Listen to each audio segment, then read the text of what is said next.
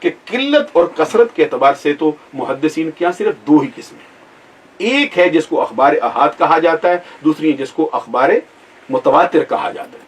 متواتر جو الفاظ کے ساتھ آئی ہے وہ صرف ایک، پورے ذخیرہ حدیث کے اندر جو جس کو متواتر الفاظ کے ساتھ متواتر کہا جا سکتا ہے وہ صرف ایک، اور وہ کون سی ہے؟